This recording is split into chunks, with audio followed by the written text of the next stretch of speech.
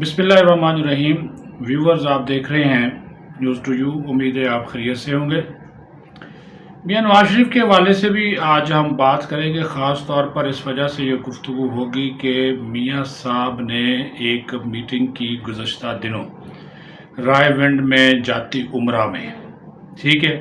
और मैं आज आपको बताऊंगा कि मियां साहब इंतखाबी मैदान में असल में क्यों नहीं निकल रहे, और जाती उम्रा में जो होने वाली जो मीटिंग है उसके अंदर जो मियां साहब ने एक नुक्ता नज़र इख्तियार किया वो भी आपके गोश गुजार जो है वो किया जाएगा।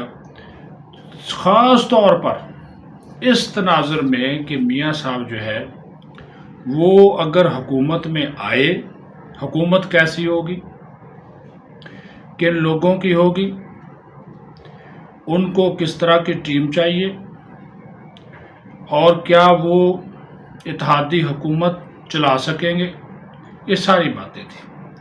अब आप जो जाती उम्रा में मीटिंग हुई खाने की मेज़ के ऊपर, आपको पता है मियां साहब खाने के बड़े शौकीन हैं। न सिर्फ खाना शौक़ से खाते हैं, अच्छा खाना, बल्कि खिलाते भी हैं, ठीक है।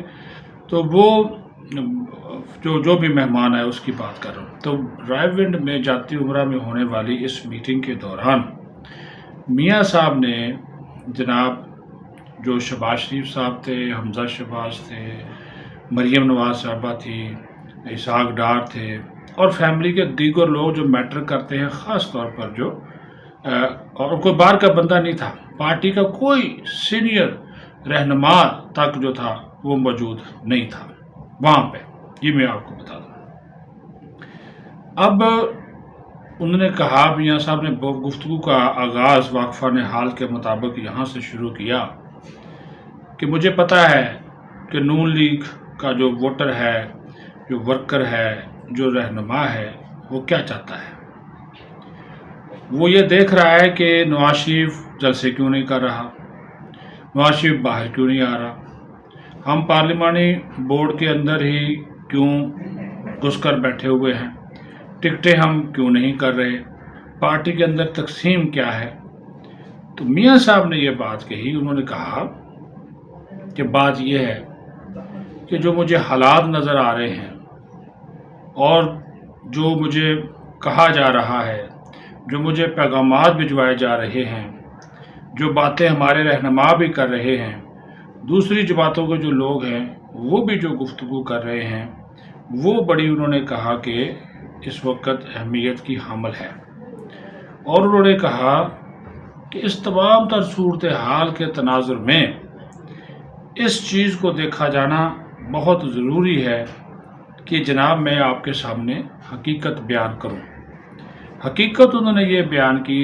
उन्होंने कहा कि अगर मुझे इत्तेहादी हुकूमत मिलती है, या कहा जाता है या मुझे 100 सीटें मिल गईं, तो फिर उन्होंने कहा कि ज़ाहिर है और लोग इत्तेहादी साथ मिलाने पड़ेंगे, मौलाना फजलुर रहमान, MQM, आज़ाद, ये सारे साथ लोग मिलाना पड़ेंगे।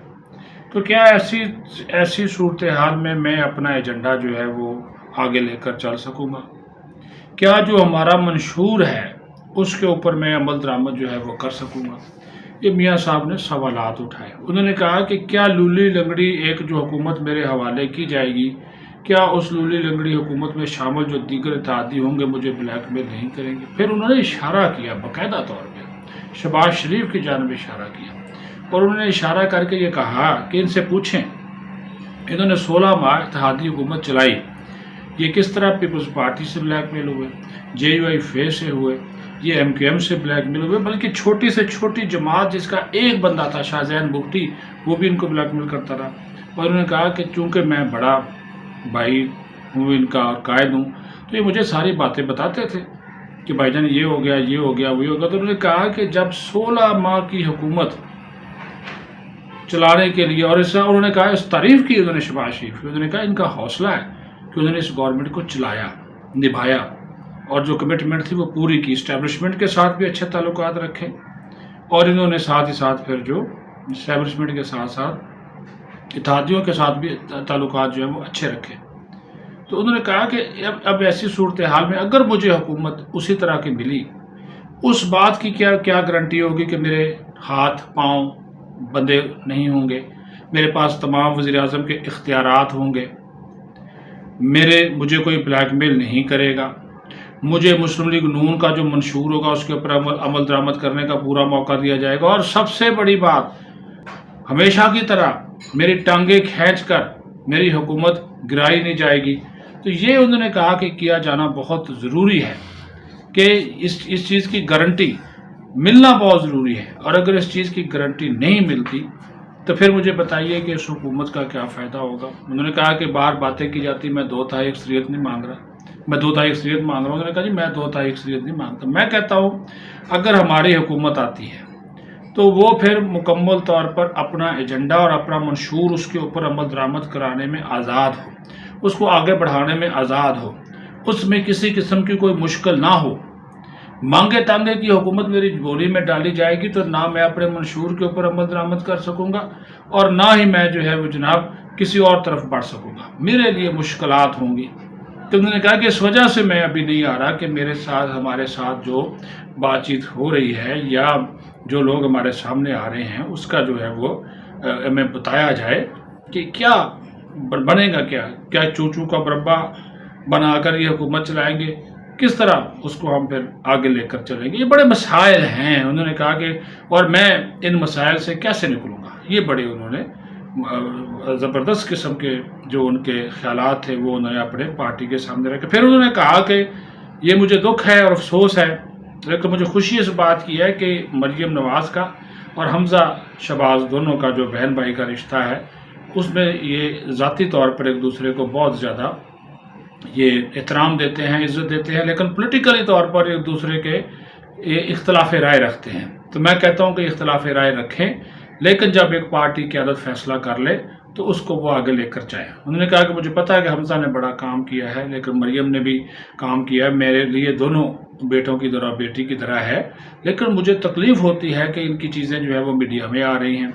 تو انہوں نے پھر حمزہ شہباز نے کہا کہ تایا جی جو بھی آپ نے فیصلہ کرنا ہے وہ آپ نے کرنا ہے، میں ایک سیاسی نقطہ نظر رکھتا ہوں، مریم بہن ایک سیاسی نقطہ نظر رکھتی ہے، لیکن اس کی وجہ اس کی ریزن یہ نہیں ہے کہ ہم جو ہے وہ ایک دوسرے کے ساتھ گتھم گتھا ہو جائے۔